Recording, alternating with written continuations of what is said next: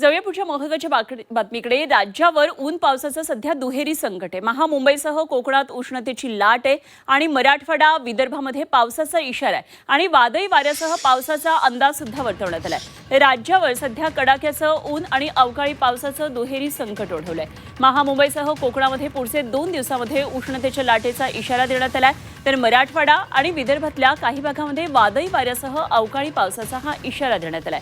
वातावरणामध्ये सतत बदल होतो आहे आणि या बदलत्याचा परिणाम हा आरोग्यावर सुद्धा होताना दिसतोय। त्यामुळे नागरिकांनी आता आपल्या आरोग्याची काळजी घ्यावी असं आवाहन करण्यात येत आहे।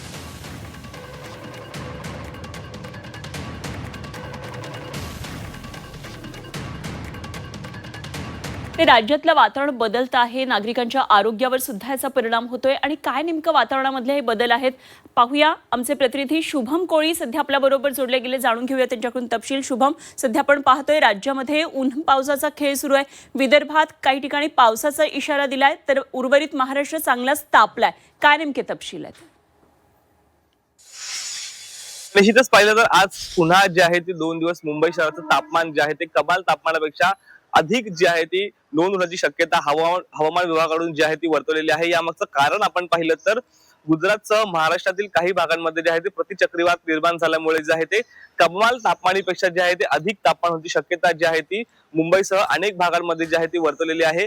यामध्ये शहरं आपण पाहिलं तर मुंबई असेल, ठाणे असेल, पालघर असेल, कोकण असेल, अशा म्हणजे जे भाग कोकण किनारपट्टीपासून अगदी जवळचे आहेत त्या भागांमध्ये उष्णतेचं प्रमाण जे आहे ते वाढणार आहे। प्रतिचक्रीवाद जो आहे तो काही शहरांमध्ये जो आहे तो निर्माण होणार आहे, त्या भागातून पसरणार आहे आणि त्याचमुळे इतर हवामानापेक्षा जे आहे ते कमाल तापमानापेक्षा अधिकचं तापमान जे आहे ते या संपूर्ण शहरांमध्ये आज नोंदवणार आहे। तर पुढील काही दिवस म्हणजेच की पुढील 1 ते 3 दिवस जे आहे ते उष्णतेचा लाटा देखील या संपूर्ण शहरांमध्ये जे आहे ते पसरणार असल्याचं हवामान विभागाकडून बोललेलं आहे। त्याचबरोबर पाहिलं तर गुजरात असेल, महाराष्ट्र असेल, या ठिकाणावरील जे आहे ते उष्ण चक्रीवाद पसरल्यामुळे जे आहे ते अशा प्रकारची स्थिती जी आहे ती निर्माण झालेली आहे आणि कमाल तापमानापेक्षा देखील अधिकचं तापमान जे आहे ते आज महाराष्ट्रामधील मुंबई असेल किंवा ठाणे असेल किंवा कोकण किनारपट्टीमधील पालघर असेल या भागांमध्ये जो आहे तो पसरणार आहे।